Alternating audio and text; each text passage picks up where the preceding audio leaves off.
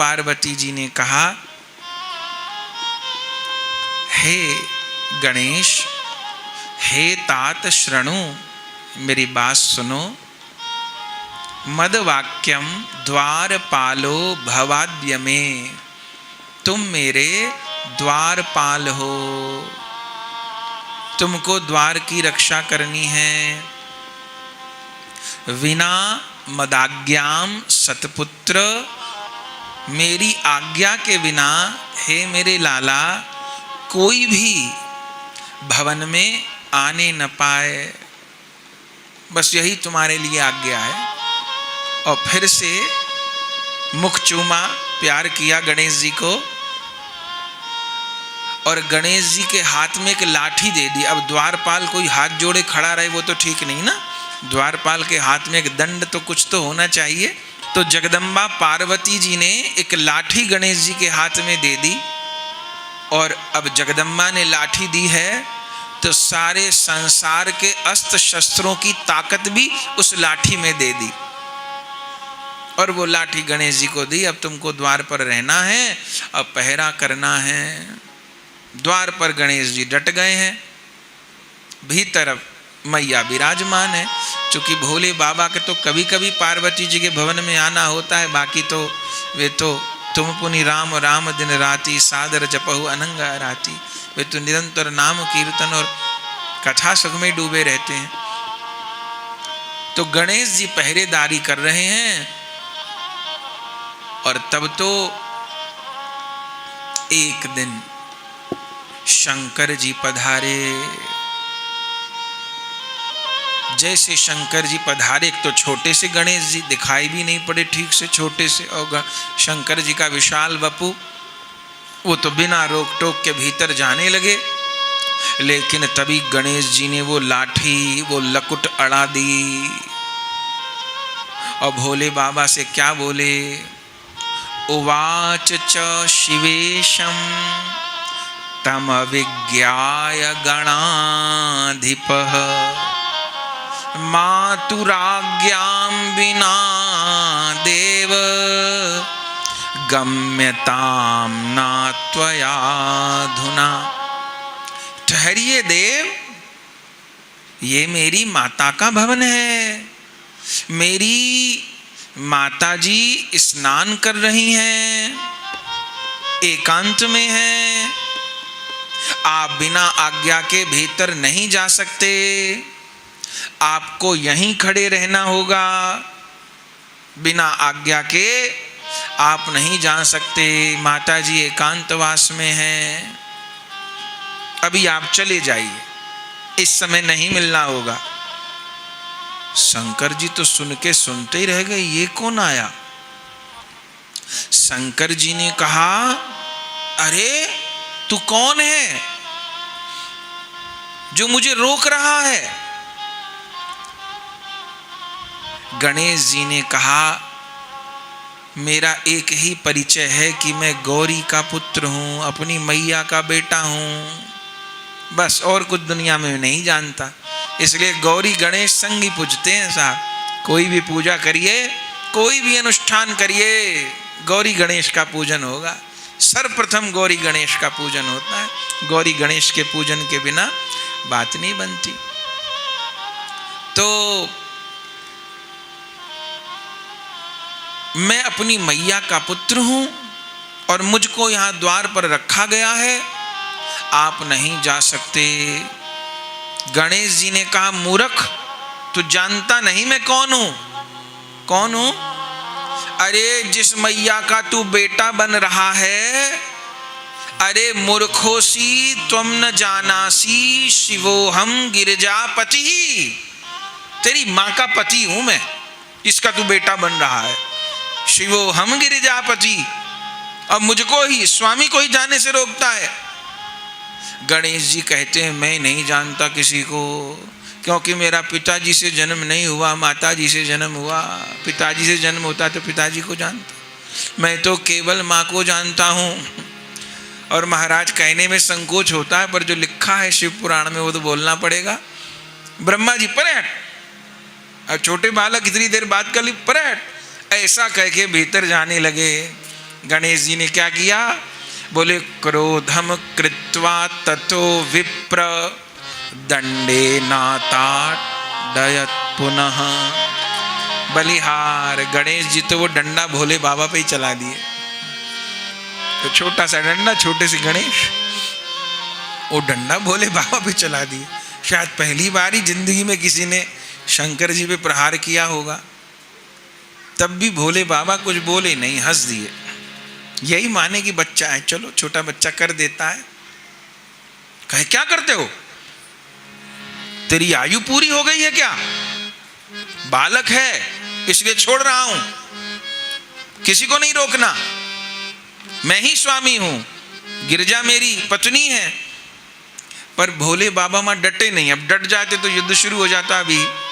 तो भोले बाबा चले गए। वो डांट फटकार के हंस के जब लाठी लगा दिए भोले बाबा को, चले गए। आकर के कैलाश पर्वत पर बैठ गए। शिवगणों ने देखा कि स्वामी हमारे दुखी हो रहे हैं। तुरंत चरणों में नंदीश्वर, भृंगी, श्रृंगी, वीरभद्र सब पहुंच गए। प्रभु क्या बात है? भोले बाबा ने कहा कौन बालक खड़ा हो गया है भवन के दरवाजे पे, कहता है मैं गिरिजा का बेटा हूं, हमको नहीं जाने दे रहा, हमको ही छड़ी लगा दी उसने। नंदीश्वर बोले अरे हमारे स्वामी को ही छड़ी लगा दी, हम देखते हैं जाके। बोले देखो उसको समझाओ, मैं तो आ गया, बेकार बच्चे की हत्या का पाप लगे, उसको समझाओ जा करके। नंदीश्वर आदि शिवगण पहुंच गए और जाकर के डराने धमकाने लगे। गणेश जी ने पूछा अरे तुम कौन हो जो जबरदस्ती भवन में घुसना चाहते हो? शिवगणों ने कहा अरे बालक हम शिवगण हैं, तुम कौन हो?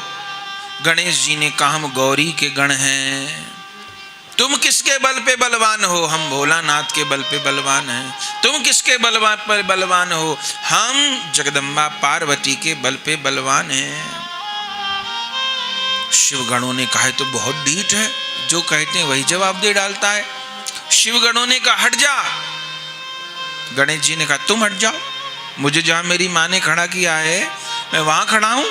मैं कोई तुम्हारे शंकर जी के दरवाजे पर आया क्या जो तुम बार बार मेरी माँ के दरवाजे पे आ जाते हो?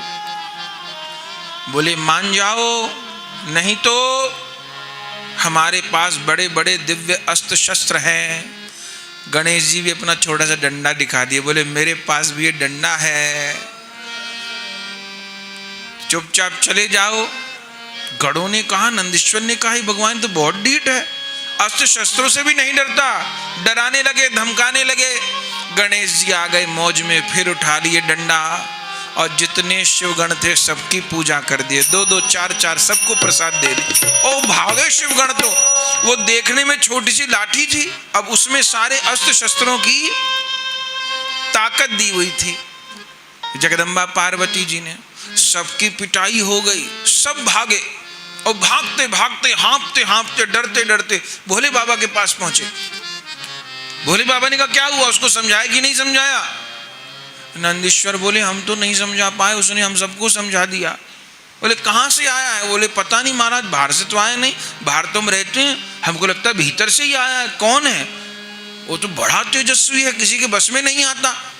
भोले बाबा ने अपने गणों को बहुत डांट लगाई। अरे क्या बोलते हो तुम, मुख नीचा करवा के आगे, जरा से बच्चे से पिट के आगे जाओ, उसको समझाओ।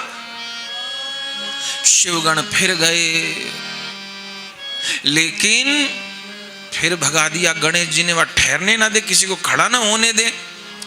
अब तो शिवगणों की खूब पिटाई की गणेश जी, और शिवगणों के अस्त्र शस्त्र ही न चले, कुछ काम ही ना हो पाए। नारद जी ये सब लीला देख रहे थे। अब नारद जी तो भगवान के मन है, वो मौके पर पहुंच जाते हैं, पर लीला बड़ी अद्भुत है नारद जी की। शिवगण को तो पिटाई कर ही रहे थे, गणेश जी वो बेचारे बार बार जाके भोले बाबा को बताते थे, और भोले बाबा कहते फिर जाओ, बालक से पिट के आ जाते, जाओ। नारद जी आ गए, और नारद जी भी बहुत विचित्र हैं। नारद जी देवताओं को ले आए, माने शिवगण तो पिट रहे थे, देवताओं को पिटवाना बाकी था गणेश जी से। सब देवताओं के पास पहुंच गए। देवताओं ने कहा नारद जी कहां से भागे आ रहे? बोले हे भगवान, कोई नया तत्व प्रकट हो गया कैलाश पर्वत पे। कौन तत्व प्रकट हो गया? कैलाश पे तो जगतनाथ रहते हैं। बोले पता नहीं कोई छोटा सा नाथ प्रकट हो गया, सबकी लाठी से खबर ले रहा है। और शिवगण भी उसका पार नहीं पा रहे। सारे स्वर्ग के देवता इकट्ठे कर लिए, ब्रह्मा जी तक आ गए। इधर कोलाहल हुआ, थोड़ा हल्ला मचा, तो सखियों को सुनाई पड़ी बात, जया विजया को, जो पार्वती जी की सखियां हैं। उन्होंने पार्वती जी को कहा, देवी उस बच्चे से झगड़ रहे हैं शिवगण। पार्वती जी ने कहा, अच्छा ध्यान रखो, बाकी उसका कुछ बिगड़ेगा नहीं, मैंने इतना उसमें शक्तिपात किया हुआ है, वो छोटी सी लाठी से सबकी खबर ले लेगा, कोई बिगा, फिर भी ध्यान रखो, कोई बात हो तो बताना। सखियां अंदर चली गईं। इतनी देर में नारद जी सब देवताओं को ले आए। देवता पहले तो शंकर जी के पास गए कि कौन है, तब शंकर जी, देवता सब लोग प्रणाम किए, ब्रह्मा जी, नारद जी, इंद्र, वरुण, कुबेर, अग्नि, सब देव आए, सब प्रणाम किए। तब शंकर भगवान से पूछे, शंकर भगवान ने कहा, रे देवताओं आप भी आ गए, ये देखो शिवगण कैसी भोली भोली बातें करते हैं, जरा से बच्चे से पिट करके आ रहे हैं, भाग भाग के आ रहे हैं, आप जाके देखो कौन है वो। तब ब्रह्मा जी आगे आगे चले, सारे देवता पीछे पीछे। तब ब्रह्मा जी आगे आगे इसलिए चले थे कि मैं बड़ा बूढ़ा हूं, तो मुझे देख करके थोड़ी शर्म करेंगे, और सारी दुनिया को मैंने ही तो बनाया, देखूंगा किसने इसको बनाया है, तो मैं नहीं जानता। ब्रह्मा जी आगे आगे पहुंचे, पीछे पीछे सब शंकर जी के गण। गणेश जी ने सोचा फिर कोई लड़ने के लिए भी बड़े बूढ़े को ले आए, तो डंडा मारना तो ठीक नहीं। गणेश जी लपक के और ब्रह्मा जी के हंस पे ही चढ़ गए, और चढ़ करके क्या किया, ब्रह्मा जी की दाढ़ी पकड़ ली। दाढ़ी को लगे खींचने, ब्रह्मा जी घबराए, अरे बेटा क्या करते हो, क्या करते हो, मैं बेचारा बड़ा बूढ़ा वेद पढ़ने वाला ब्राह्मण, ये क्या करते हो, मेरी दाढ़ी क्यों खींचते हो। बोले अच्छा, बोले हम लड़ने नहीं आए थे, हम तो केवल तुमको समझाने के लिए आए थे, बताने के लिए आए थे, ऐसा लड़ाई झगड़ा ठीक नहीं होता। गणेश जी ने कहा, बड़े बूढ़े हो तो फिर मत पड़ो इन बातों में, अब बड़े बूढ़े हो तो बड़े बूढ़े की तरह रहो, बालक लड़ रहे तो बीच में क्यों मारे हो। ब्रह्मा जी तो किनारे पर आ गए। फिर सारे देवता आए, सब देवताओं ने अपना अपना जोर लगाया। गणेश जी ने सब देवताओं की पूजा करी लाठी से, बढ़िया से पूजा, सबको प्रसाद मिल गया, और सब बेचारे भागते दौड़ते कैलाश पर पहुंच गए। आखिर में तो कार्तिकेय जी तक आ गए। शिव महापुराण में वर्णन है, सारे गण भूत पिशाच, भोले बाबा की तो बड़ी सेना है, जैसे जैसे गणेश जी परास्त के इधर सेना बढ़ती गई, परिकर बढ़ता गया। इंद्रादि देवगण, कार्तिकेय जी, गण भूत प्रेत पिशाच सब ने एक साथ हमला किया, पर धन्य महाराज जगदम्बा पार्वती के प्रकट किए हुए गणेश एक छोटी सी लाठी से सबका समाधान कर दिए। जो जिस शस्त्र से लड़ता था गणेश जी से, गणेश जी की लाठी में उसको वही दिखने लगता था। मानो किसी ने तीर कमान चलाया तो वो लाठी में तीर कमान दिखने लगता था। वो तीर कमान नहीं चलाते थे, गणेश जी तो लाठी चलाते थे। किसी ने गदा उठाई तो वो लाठी गदा जैसी लगती थी, किसी ने तलवार उठाई तो लाठी तलवार, क्योंकि सारे शस्त्रों का आह्वान कर दिया था जगदम्बा ने। अब तो सबके शस्त्र समाप्त हो गए। देवता कहने लगे, ब्रह्मा जी अभी तो प्रलय का समय नहीं आया, हमको तो लगता प्रलय देवता प्रकट हो गए हैं यहाँ पर, लेकिन सब परास्त हो गए। इधर देवी जगदम्बा को जाकर के फिर जोर कोलाहल हुआ। सखियों ने जाकर देवी जगदम्बा को कहा, तो देवता भी लड़ रहे हैं। तब देवी जगदम्बा ने कहा, ठीक है, मैं अपने पुत्र के लिए 2 शक्तियां भेजती हूं। तब देवी जगदम्बा ने 2 शक्तियों का और निर्माण किया। कैसी कैसी शक्ति थी, बोले एका प्रचंड रूपम च, एक का तो बहुत प्रचंड रूप था, ऐसे काले पहाड़ के जितनी बड़ी देवी कोई प्रकट हो गई, जिसका मुंह ऐसा था जैसे बहुत बड़ी गुफा हो। जो लड़ने आवे वो पहले तो गणेश जी की लाठी खाए, फिर उस मुंह में चला जाए, और मुंह में चल करके कहाँ निकले पता नहीं, वहां से गायब भी हो जाए। एक तो देवी ऐसी प्रकट कर दी जगदम्बा ने। दूसरी देवी कैसी प्रकट कर दी, बोले एका प्रचंडम रूपम च, कैसी देवी थी, श्याम पर्वत संकाशम विस्तीर्य मुख गहवरम, बहुत बड़ा मुख था। और दूसरी देवी कैसी प्रकट कर दी, बोले एका विद्युत स्वरूपा च बहुहस्त समन्विता भयंकरा महादेवी दुष्ट दंड विधायिनी। एक बिजली के समान आकार की देवी प्रकट हो गई और वो दोनों भी अब देवताओं के साथ युद्ध में गणेश जी का साथ देने लगी। धीरे धीरे तो सब परास्त हो गए। अब खेल सब प्रभु का ही है। सब चले गए। सबने जाकर के शंकर जी को कह दिया, महाराज कौन तत्व प्रकट हो गया नहीं जानते। अब तो दो दो भयानक देवी और प्रकट हैं। लगता है लड़ते रहे तो सारी सृष्टि इनके मुख में चली जाएगी, काल के गाल में चली जाएगी। जब किसी का भी बस नहीं चला, सब देवताओं के शस्त्र परास्त हो गए, तब आखिर में शंकर जी ने कहा ठीक है, अब किसी से काम नहीं बना तो हम जाएंगे। तब शंकर जी अपना त्रिशूल लेकर के स्वस्त्रिशूलम समादाय सकुद्रो युद्ध काम्यया, अपना त्रिशूल लेकर के शंकर जी वहां आकर के उपस्थित हुए। फिर उस बालक को चेतावनी दी, अरे बालक हट छोड़ दे, क्यों असमय में मृत्यु को प्राप्त होना चाहता है। लेकिन नहीं माने। तब शंकर जी के साथ युद्ध होने लग गया। बलिहार महाराज शिव पुराण में वर्णन है कि 5 शस्त्र तो शंकर जी के भी निष्फल कर दिए गणेश जी ने। पहले शंकर जी पिनाक उठाए, दृष्टवा सदुत्वी कस्तम वही पिनाकम धनुराद दे, पिनाक उठाया, वो पिनाक भी हाथ से गिर गया। 5 प्रहार किए 5 अलग अलग शस्त्रों से और 5 गणेश जी अपने लाठी से धराशायी कर दिए। तब आखिर में शंकर जी जान गए कि ये साधारण बालक नहीं है। तब भगवत इच्छा से ही शंकर जी त्रिशूल उठाए हैं और जो त्रिशूल को लेकर के फेंका है उस बालक की ओर, छिन्ने शिरसी तस्सैव गणनाथस्य नारद गण सैन्यम देव सैन्यम भवच्च सुनिश्चलम्। जैसे त्रिशूल फेंका है उसी समय गणेश जी का सिर कट गया।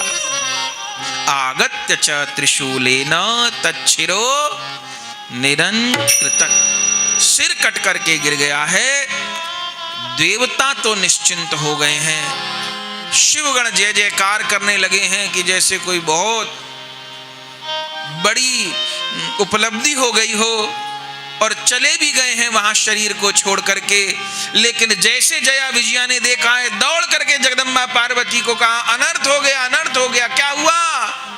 बोले आपके पुत्र गणेश को शिवगणों के साथ मिलकर, सब देवताओं के साथ मिलकर एक छोटे से बालक को भोले बाबा ने त्रिशूल मार करके सिर काट दिया है। अब तो महाराज जगदम्बा पार्वती जी अत्यंत क्रोधित हो गई हैं और उसी समय उन्होंने प्रलंकारी शक्तियों को अपने शरीर से प्रकट कर दिया और आज्ञा दे दी इस पूरी सृष्टि को समाप्त कर दो, सब देवताओं को समाप्त कर दो जिन्होंने मेरे पुत्र को मार डाला। और ऐसी ऐसी वो देवियां शक्तियां, प्रलय की शक्तियां प्रकट हो गईं कि देवताओं को भागना पड़ गया, सारी सृष्टि का भक्षण करने लगी। ऐसा लगा कि मानो प्रलय आ गई हो। कोई शिवगण, कोई देवता सब जा जाके कंदराओं में छिप गए। लगा कि प्रलय हो जाएगी। जैसे अग्नि तिनकों को जलाती है, ऐसे वो शक्तियां सबका संहार करने लगी। किसी की पार नहीं पड़ी। तब सप्त ऋषि समस्त ऋषि मुनियों के साथ एकत्र हुए हैं और जान गए जगदम्बा के क्रोध को कोई समाधान नहीं कर सकता। अब एक ही उपाय है। देवता तो क्षमा मांगने की स्थिति में भी नहीं है और शिव तो नहीं कर सकते ना ऐसा। तब जगत पर संकट आए तो ऋषि मुनि ही समाधान करेंगे। तब सारे ऋषि मुनि, सप्त ऋषि, सब ऋषिगण मुनिगण को लेकर के जगदम्बा पार्वती जी के चरणों में पहुंचे हैं। और वहीं जहां गणेश जी का शरीर पड़ा था, देवी जी की स्तुति करने लगे हैं। क्षम्यताम क्षम्यताम देवी, क्षमा करो क्षमा करो, क्षम्यताम क्षम्यताम देवी, सनहारो जायते धुना, सनहारो जायते धुना, तव स्वामी स्थितश्चात्र पश्य पश्य ततम विखे। क्षमा करो क्षमा करो, इस समय प्रलय का काल आ गया है। हे अंबिके, आपके स्वामी यहीं पर स्थित हैं।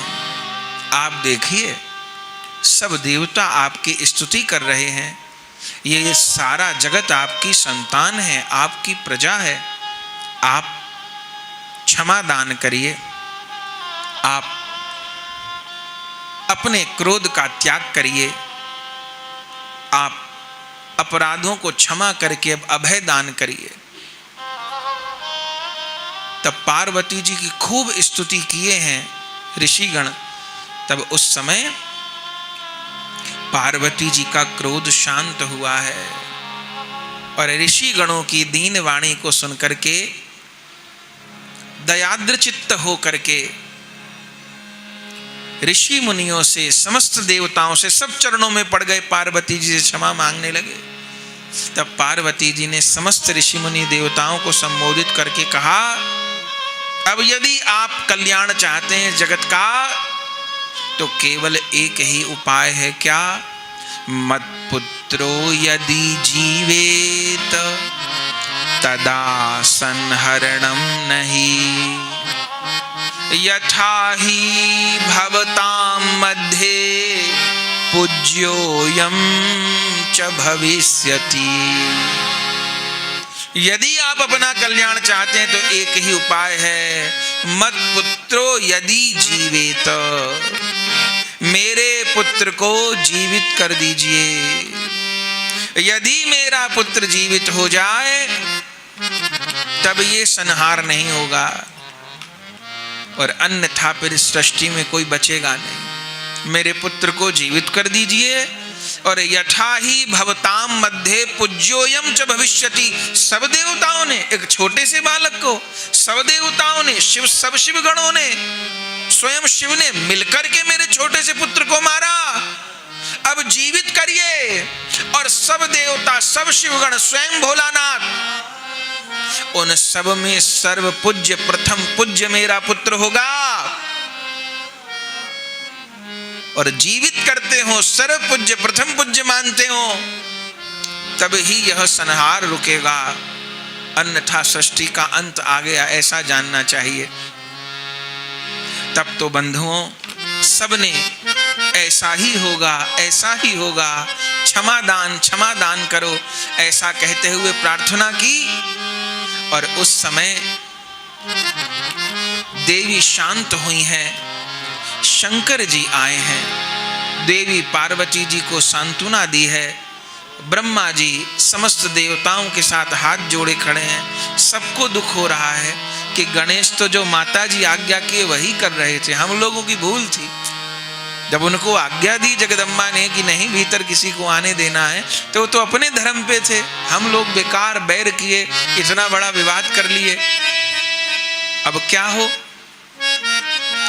बोले गणेश जी का सिर लाया जाए।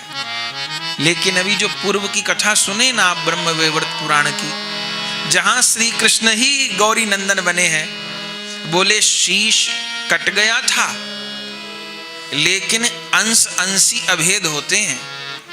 वह सिर कट करके स्थिर नहीं रहा था, वह सिर कट करके गिर करके गोलोक में जाकर के श्री कृष्ण में ही विलीन हो गया था।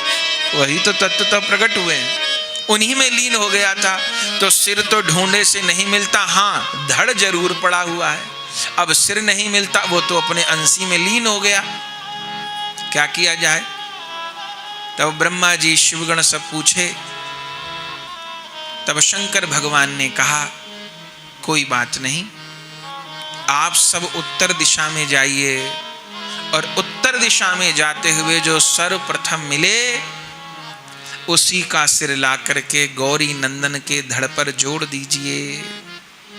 तब शंकर भगवान की आज्ञा से सब देवताओं ने वही किया और ब्रह्मा जी वो जो गणेश जी का शरीर था, धड़ था, उसको विधि पूर्वक जल से स्नान कराए हैं, रक्त आदि का मार्जन कर दिए हैं, सुंदर बिछौना बिछा करके लिटाया है। और इधर देवता शिवगणों के साथ जब उत्तर दिशा की ओर गए हैं तो एक सिंदूरी वर्ण का हाथी दिखाई दिया है। तब देवता उन्हीं का शीश लेकर के आए हैं और उस हाथी के सिर को लाकर दिया है। तब भगवत इच्छा मान करके भोले बाबा ने समस्त देवताओं के सहित उसी हाथी के सिर को गणेश जी के धड़ पर लगाया है।